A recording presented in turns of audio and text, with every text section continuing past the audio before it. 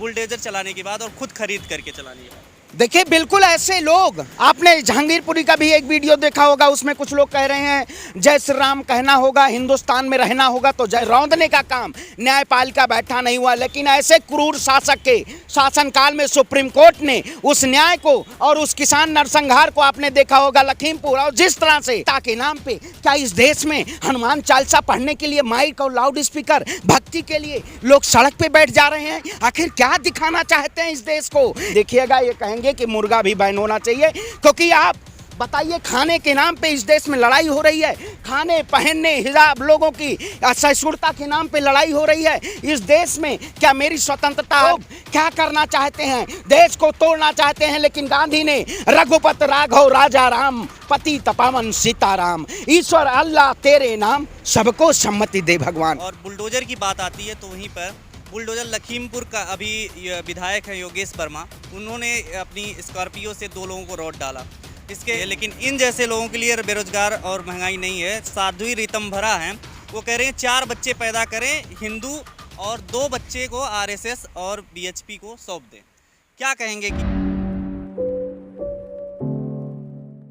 बिल्कुल, देखिए, जिस तरह से भारतीय जनता पार्टी के शासनकाल में ज़मीनी स्तर पे जो मुद्दे हैं उस पे बात नहीं होती। आपने देखा होगा, जब उत्तर प्रदेश का चुनाव आया तो उस वक्त हिजाब का मुद्दा बहुत तेज़ी से पूरे देश में फैला हुआ था, क्योंकि भारतीय जनता पार्टी ये धार्मिक मुद्दों को भुना के हिजाब, हलाला, 370 और ऐसे ऐसे धार्मिक मुद्दों को, मजार, अजान, हनुमान चालीसा, इन सभी मुद्दों को भुना के और ये सत्ता में आना चाहती है। आप बताइए, जिस तरह से उत्तर प्रदेश में बहुत सारे मुद्दे थे, लखीमपुर का किसान नरसंहार था, महंगाई मुद्दा था, बेरोजगारी मुद्दा था, शिक्षा मुद्दा था, स्वास्थ्य मुद्दा था, लेकिन जब चुनाव आया तब भारतीय जनता पार्टी हिजाब का मुद्दा भुना के और सियासत में दोबारा उत्तर प्रदेश के शासनकाल में आई।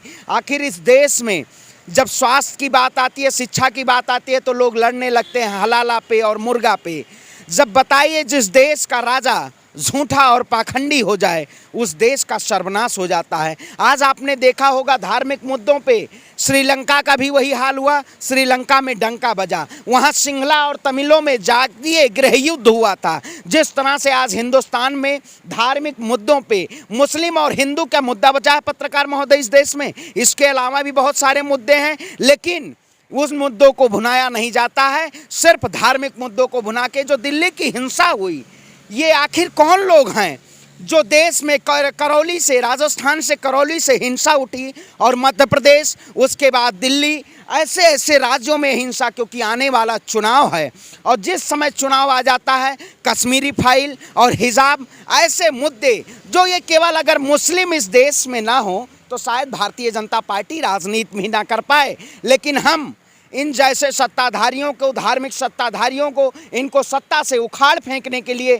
हम लड़ाई लड़ रहे हैं, क्योंकि हम देश में सच की लड़ाई लड़ रहे हैं और सच के साथ खड़े हैं और हमेशा आवाज़ उठा के और बुलंद करते रहेंगे। इस देश में बहुत सारी राजनीतिक पार्टियां आईं, लेकिन जब आज़ादी के 75 साल हो चुके हैं, उस वक्त देश में धार्मिक मुद्दों को, मैं भी एक ब्राह्मण परिवार से आता हूँ, तिलक भी लगाता हूँ, कलावा भी बांधता हूँ, क्या इस देश में मैं हिंदू मुसलमान के नाम पे भारतीय जनता पार्टी की जैसी राजनीति के साथ में खड़ा हो जाऊं? तो शायद मैं देश के साथ गलत कर रहा हूं, मैं उस भारत माता के साथ गलत कर रहा हूं जिस भारत माता ने मुझे आज अस्मिता दी है कि मैं हिंदुस्तान की एकता, अखंडता और संप्रभुता की लड़ाई हमेशा लड़ूंगा और इन नफरती चिंटू के खिलाफ हमेशा आवाज़ को बुलंद करेंगे।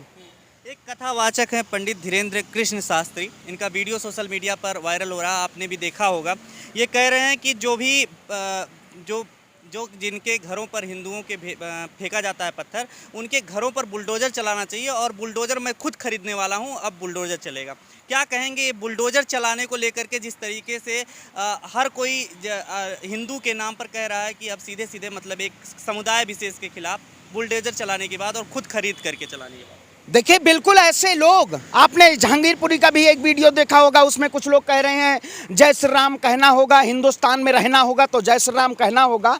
जिस तरह से बुलडोजर की बात करें, प्रयागराज की घटना आपने उत्तर प्रदेश में देखी, जो सरकार 120 संगठन ब्राह्मण के हित की बात करते थे, बीती रात में वो ब्राह्मण, एक ही ब्राह्मण परिवार के 5 लोगों की हत्या कर दी गई। आखिर बाबा का बुलडोजर कहाँ है? बाबा का बुलडोजर रिपेयरिंग करने गया है? इस देश में बुलडोजर के नाम पे, आतिनताई के नाम पे जो लोग थार गाड़ी चढ़ा देते हैं, आखिर ये मैं न्यायपालिका का धन्यवाद देता हूं। जो लोग थार गाड़ी चढ़ा देते हैं वो सोचते हैं इस देश में रौंदने का काम न्यायपालिका बैठा नहीं हुआ, लेकिन ऐसे क्रूर शासक के शासनकाल में सुप्रीम कोर्ट ने उस न्याय को और उस किसान नरसंहार को आपने देखा होगा लखीमपुर, और जिस तरह से ये भगवा चोला पहन के ये शास्त्री लोग नहीं, ये धार्मिक उन्माद फैलाने वाले लोग हैं। आपने बजरंग मुनि को देखा होगा उत्तर प्रदेश में, जिस तरह से उन्होंने अभद्र टिप्पणी का एक हमारी बहन बेटियों के लिए उन्होंने आवाज़ उठाई, जिस तरह से इस देश में एक समुदाय को आप टारगेट करके और सत्ता में आप रहना चाहते हैं, तो ये देश की जनता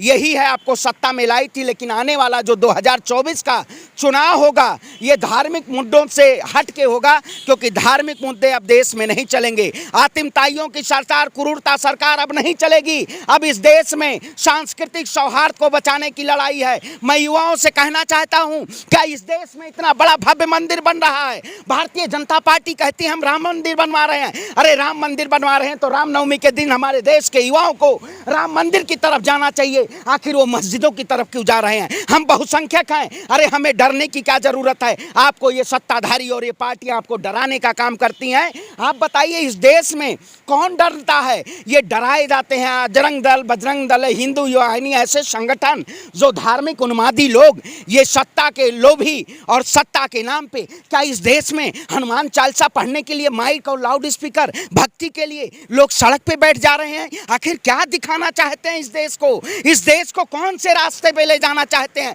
सड़क पे बैठ के आप हनुमान चालीसा का गुणगान कर रहे हैं, आखिर वो कौन लोग हैं? ये हमारे धर्म को, हमारे संस्कृति को, जबकि जिस तरह से हमारा धर्म कहते हैं सर्वे भवन्तु सुखमा, सभी धर्मों का हम सम्मान करेंगे, सभी धर्मों को सुख और न्याय के लिए हम लड़ाई लड़ेंगे, आखिर उसी धर्म के लोग, उनको सनातन धर्म के बारे में पता नहीं है, ये सनातनी नहीं है, ये देश में ढोंग करने का काम करते हैं। आपने देखी होगी बनारस की वीडियो, कानपुर की वीडियो, आखिर इससे पहले भी हम रामायण पढ़ते थे, इससे पहले हम गीता पढ़ते हैं, पुराण पढ़ते हैं। आप पत्रकारिता करते हैं, आप मुझसे कहेंगे यहाँ हनुमान चालीसा पढ़िए, तो हम जूता पहन के हनुमान चालीसा पढ़ेंगे, हम माइक के सामने हनुमान चालीसा पढ़ेंगे? आखिर ये लोग क्या करना चाहते हैं? देश को तोड़ना चाहते हैं। लेकिन गांधी ने रघुपत राघव राजा राम, पति तपावन सीताराम, ईश्वर अल्लाह तेरे नाम, सबको सम्मति दे भगवान। भारतीय जनता पार्टी को भी सम्मत देने की जरूरत है, सद्बुद्धि देने की जरूरत है। जब देश में बादशाही मुर्गा लड़ाने पे आ जाए तो देश की आवाम, देश का मुल्क कैसे शांत रह सकता है?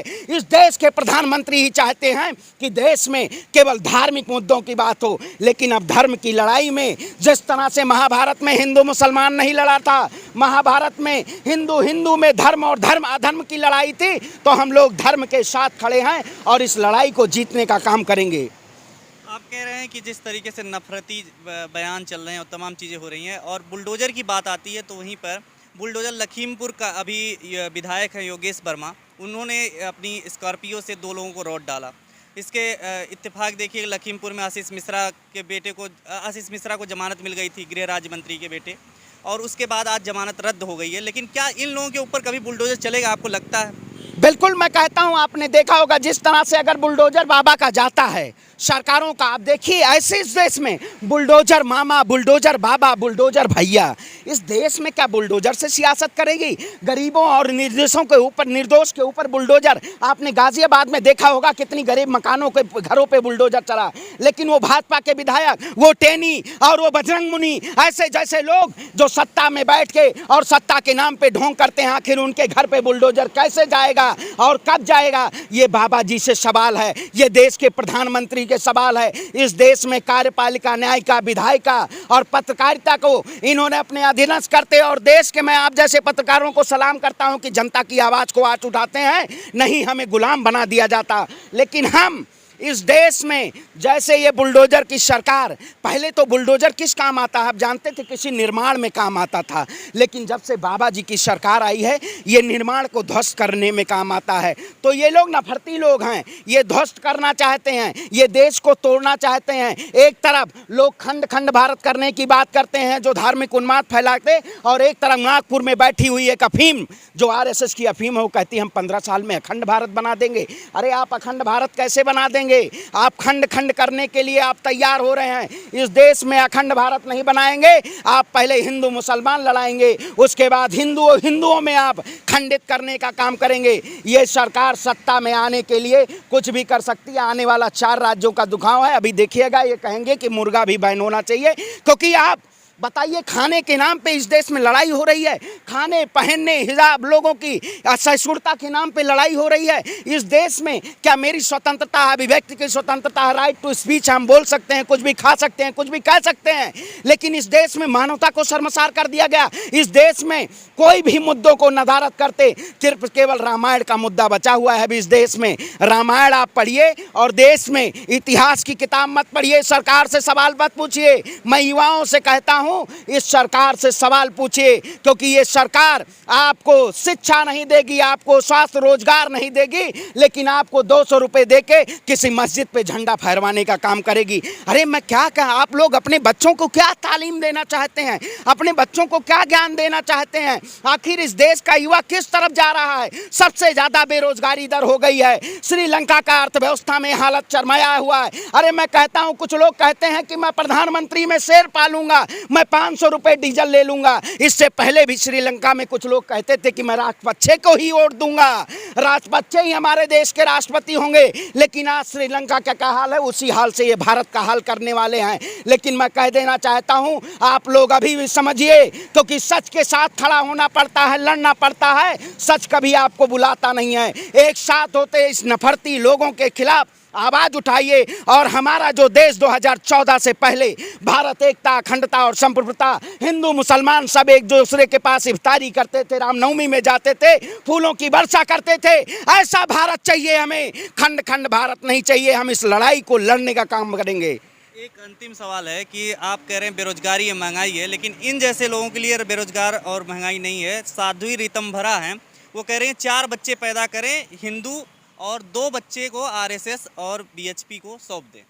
क्या कहेंगे कि 4 बच्चे पैदा करने की बात कर रहे हैं? ये देखिए, जो वही कहते हैं। इससे पहले इन्होंने जो जो कानूनों पर रोक लगाया, जीएसटी पे ये कहते थे देश में जीएसटी आएगी तो देश का व्यापारी खुशहाल हो जाएगा, रेरा एक्ट आएगा तो देश का बिल्डर खुशहाल हो जाएगा, 370 हटेगा तो देश में मुस्लिम खुशहाल हो जाएंगे, अगर एनसीए एनआरसी आएगा। उसी तरह से ये जो लोग ये नफरत की राजनीति कहते हैं, बच्चे 2 बच्चे, तो वो कहाँ चला गया? आपका बेटी बचाओ बेटी पढ़ाओ का नारा कहाँ चला गया? जनसंख्या नियंत्रण कानून का कहाँ चला गया?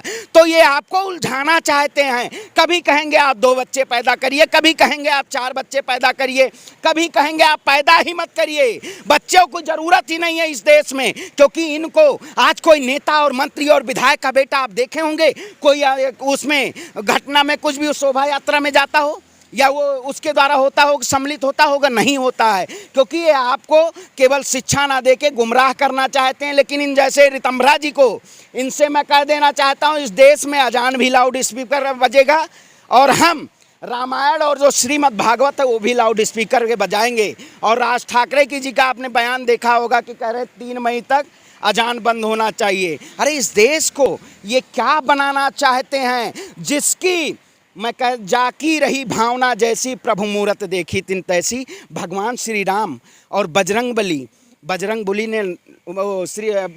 ने लंका का नाश कर दिया था, रावण का अंतिम कर दिया था। उसी हिसाब से भारतीय जनता पार्टी ये जो कल, छल, बल, कपट और नफरत के नाम पे ये जो सरकार और सियासत कर रही है, इसको खात्मा करने का काम इस देश की जनता करेगी। और भारतीय जनता पार्टी को अब की बार सत्ता से बेदखल किया जाएगा और ये नफरतियों को बैन किया जाएगा। और इस देश में फिर से वही 2014 से पहले हमारा जो प्यार और अस्मिता था उसको बरकरार रखने के लिए हम लड़ाई लड़ने का काम करेंगे। ठीक है, शुक्रिया। खबरों में बने रहने के लिए फोरम 4 को सब्सक्राइब करें और नोटिफिकेशन पाने के लिए बेल आइकन दबाएं।